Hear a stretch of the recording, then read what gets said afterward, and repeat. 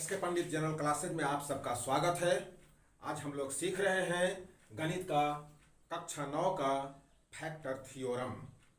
ये factor theorem क्या है?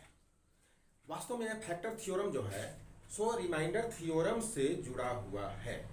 रिमाइंडर थ्योरम बताया गया था कि किसी पोलिनोमियल यानी बहुपद px में x माइनस a से भाग देने पर शेष फल क्या बचता है? pa। बहुपद px में x माइनस a से भाग देने पर शेष फल क्या बचता है? pa। यहाँ पर फैक्टर थ्योरम कहता है कि px में बहुपद px में x माइनस a से भाग देने पर शेष फल बचता है 0। भाग देने पर शेष फल आता हो 0 x माइनस a से, चाहे x प्लस a से या ऐसा ax प्लस b से या ax माइनस b से भाग देने पर शेष फल आता हो 0, तो वो कहलाता है फैक्टर थ्योरम। क्लियर है फैक्टर थ्योरम? तो चलिए हम इस आधार पर माने फैक्टर थ्योरम और रिमाइंडर थ्योरम के कॉम्बिनेशन के आधार पर प्रश्नों को हम लोग हल करते हैं।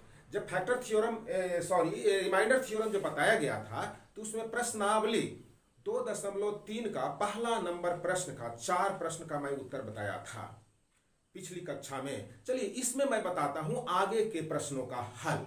चलिए प्रश्न यहां लिखा हुआ है एक्सरसाइज 2.3। एक्सरसाइज 2.3 का दूसरा नंबर प्रश्न, पहला नंबर प्रश्न पहले ही पिछली कक्षा में हल हो गया था। चलिए प्रश्न संख्या 2 में चले। x³ minus ax square plus 6a minus a को x माइनस a से भाग देने पर शेष फल ज्ञात कीजिए। शेष फल इसमें ही ज्ञात करना है। अगर शेष फल 0 आया तो x माइनस a इसका भाग गुणनखंड होगा, और शेष फल 0 नहीं हुआ तो इसका गुणनखंड नहीं होगा। लेकिन यहाँ शेष फल ही ज्ञात करना है सिर्फ, तो हम लोग शेष फल ही ज्ञात करेंगे।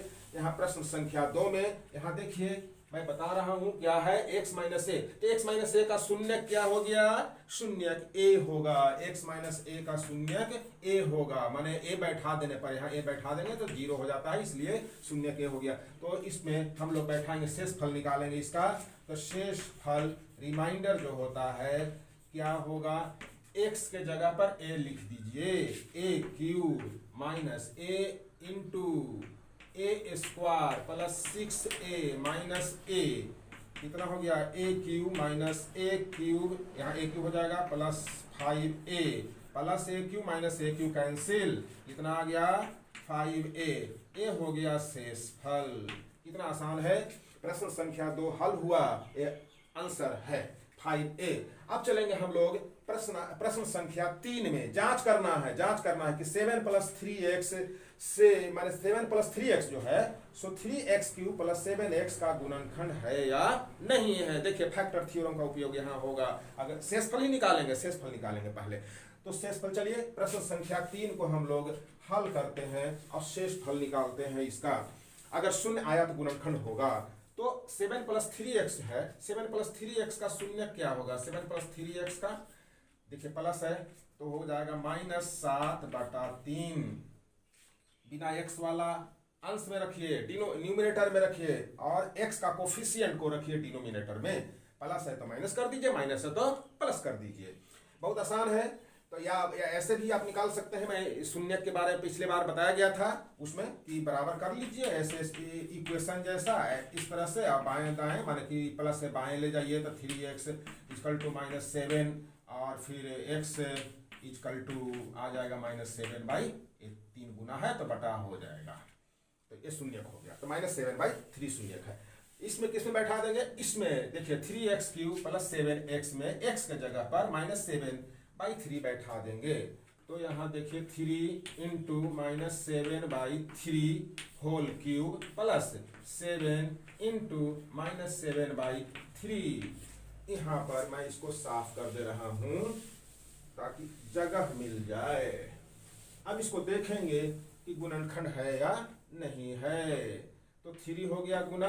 अब यहाँ देखिए माइनस है, तो माइनस पर पावर अगर विषम हो, ओड हो, तो क्या होगा? माइनस ही रहेगा। तो आगे माइनस कर लेते हैं, यहाँ पर माइनस आगे कर लिए। 3 गुना इस तरह से लिख लीजिए।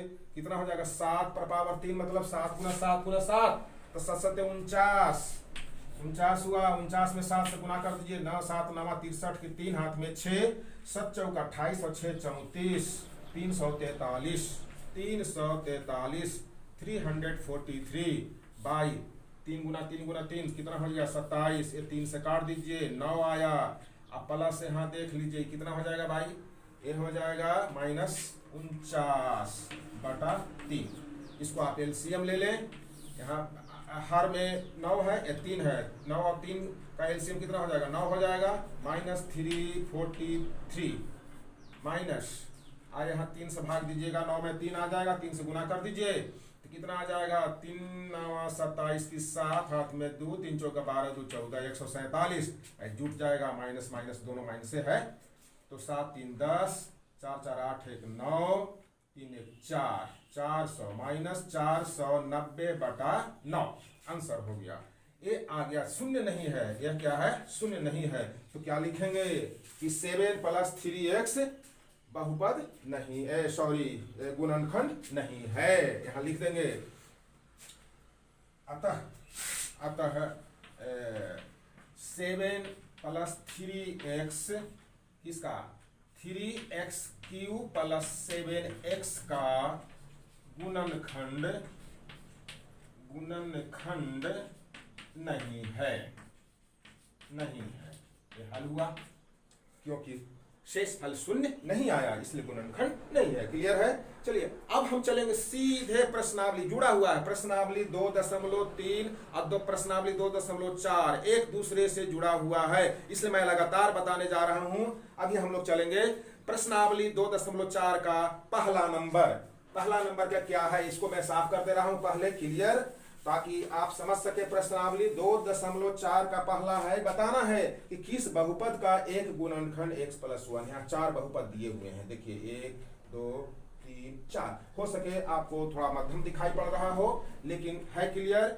x + 1, अब चारों में जांच करेंगे भाई, एक एक करके जांच करेंगे कि किसका है, तो बहुत समय लग जाएगा, ऑब्जेक्टिव है ये, तो आपको सेंस अपनाना पड़ेगा, अपना थोड़ा फैक्टर थ्योरम का, पिछले का गुना भाग का, अपना कैलकुलेटिंग पावर का, उसका उपयोग करिए और देखिए कि किसका एक गुणनखंड है। तो किसका शून्य, मान शेषफल जब निकालेंगे, चारों का शेषफल अलग अलग निकालेंगे, चारों का शेषफल अलग अलग निकालेंगे, और जिसका शेषफल शून्य आ जाएगा, 0 आ जाएगा, उसी का ये गुणनखंड x + 1 होगा। अब यहां पर देखिए कि x + 1 जो है, x + 1 का शून्य क्या हो जाएगा, -1। तो x + 1 का 0 आया, -1, तो सभी में हम -1 बैठे, पहला में अगर बैठाते हैं, फर्स्ट नंबर में बैठाते हैं, देखिए x³ + x² + x + 1 है, तो भाई क्योंकि पावर यहाँ 3 है, x के जगह -1 बैठाना है, आपको जल्दी भी जांच करना है, तो x के जगह -1 बैठाना है, पावर 3 है और कोई कोफिशिएंट यहाँ पर नहीं है, तो x पर 1 पर पावर जितना बैठाइए 1 ही होगा, -1 पर पावर जितना बैठाइए ओड वाला का क्या होगा, माइनस होगा, और सम वाला यानी कि इवन वाला का पावर रहेगा तो क्या होगा, प्लस हो जाएगा। तो यहाँ पर देखिए इसका हो जाएगा -1 +1 +1, ये देखिए शून्य हो गया भाई, ये शून्य हो गया, देख लीजिए शून्य हो गया, कैसे हो गया, देखिए -1 +1 कट गया, -1 +1 कट गया, तो इसका गुणनखंड है, तो लिखेंगे x + 1 कॉमा दे दीजिए, x³ + x का x² + x + 1 का गुणनखंड है,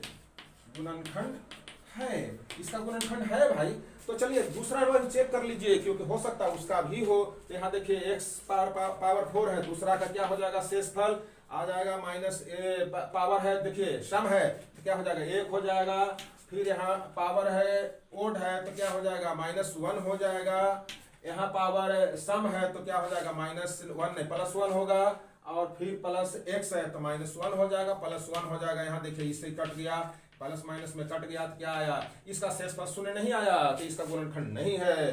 तीसरा में देखिए, तीसरा नंबर में देखिए यहाँ पावर 4 है तो क्या हो गया, 1 हो गया, फिर प्लस यहाँ भी पावर सम है, मान इवन है, तो क्या होगा, 3 गुना 1 हुआ, प्लस x पर पावर 2 है, यहाँ पर सॉरी, यहाँ 3 लिखना चाहिए था, मुझसे लिखा गया है 2, तो यहाँ 3 होगा, 3 है पावर, तो यहाँ पर -1 होगा, यानी कि -3 हो गया, और यहाँ पर देखिए 3x² है तो हो जाएगा 3 × 1 +1 प्लस x है तो -1 +1 ये कितना आ जाएगा देखिए यहाँ पर माइनस ये +1 है, ये -1 कैंसिल हो गया, -3 या +3 यहाँ है, ये भी कैंसिल हो गया, क्या बच गया 1 बचा, शेषफल शून्य नहीं है, शेषफल शून्य नहीं है, इसका भी गुणनखंड x+1 नहीं है। चौथा में देखिए नंबर 4 इसका नंबर 4 तो x³ है तो -1 हुआ, यहाँ पर x² है तो माइनस पहले से है तो -1 ही होगा, माइनस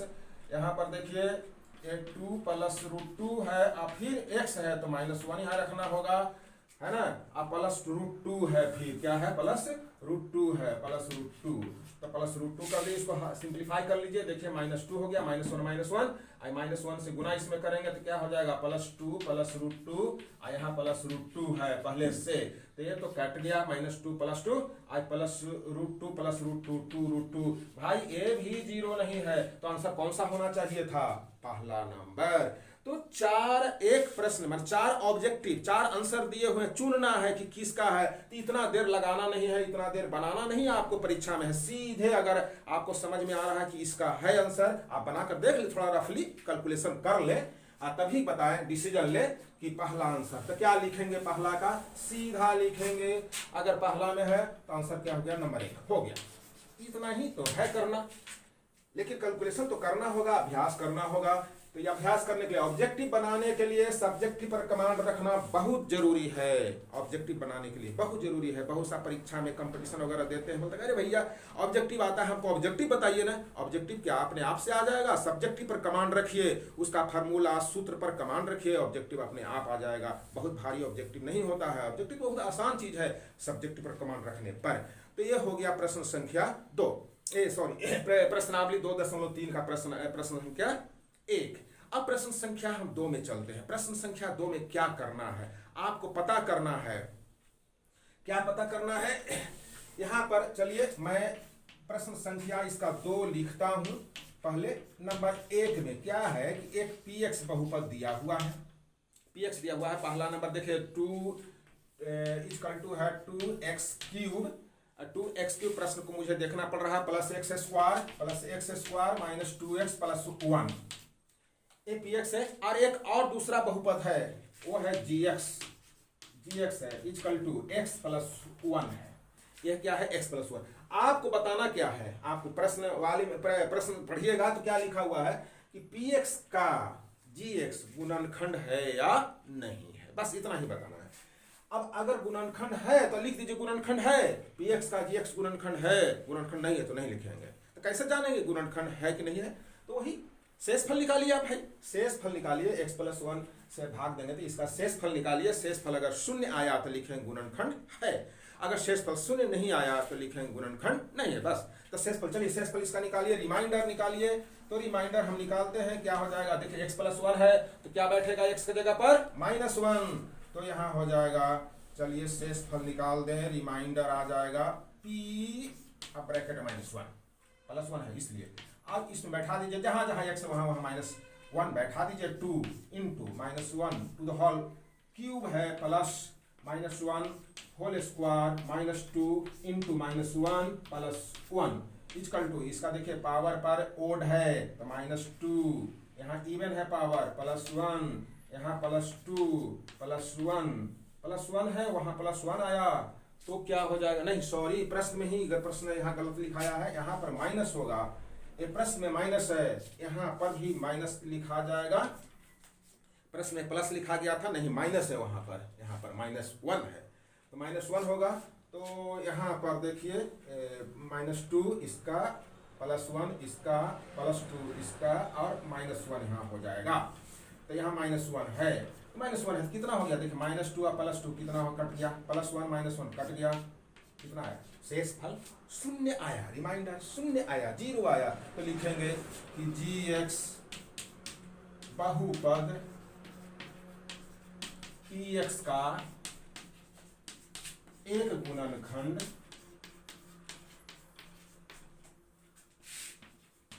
है, बस इतना ही लिखेंगे, gx बहुपद px का एक गुणनखंड है, हो गया आंसर, पूछा ही गया था। इस चलिए ये प्रश्न संख्या 2 का 1 था।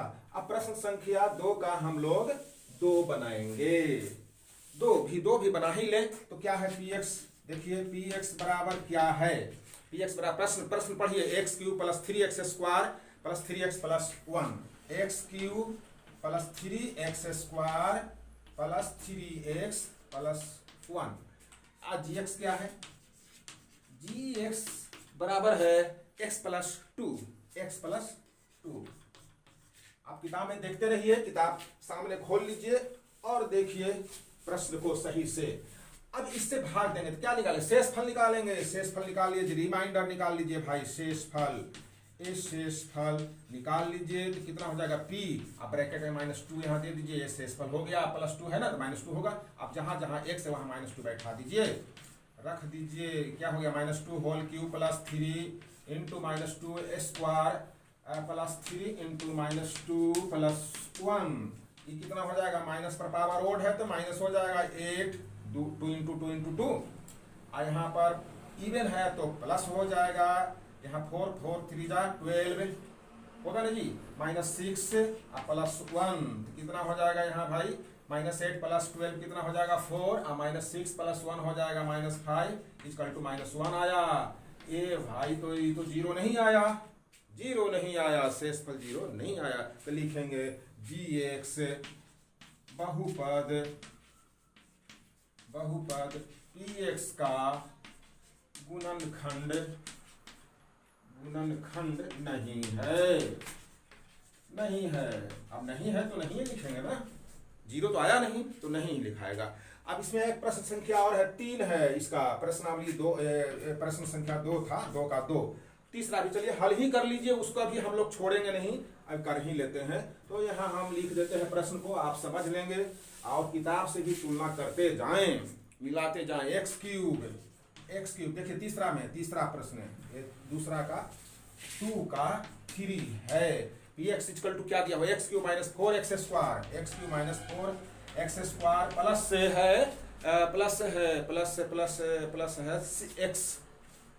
x प्लस 6 है, और gx इक्वल टू क्या दिया हुआ है, gx इक्वल टू दिया हुआ है यहाँ पर x माइनस 3 है। अब इससे भाग देंगे, शेषफल निकालेंगे, कितना आ जाएगा, देखिए x माइनस 3 है भाई, तो क्या x की जगह होगा +3 होगा, तो यहाँ पर लिखिए 3 का whole cube -4 into 3 square plus 3 plus 6।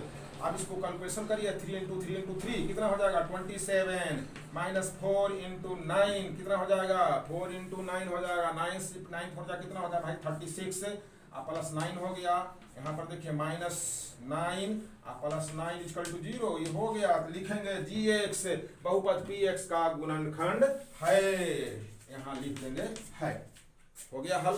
बहुत आसान है, फैक्टर थ्योरम और रिमाइंडर थ्योरम से प्रश्नों का हल करना। आगे हम लोग अगले कक्षा में पढ़ेंगे। धन्यवाद।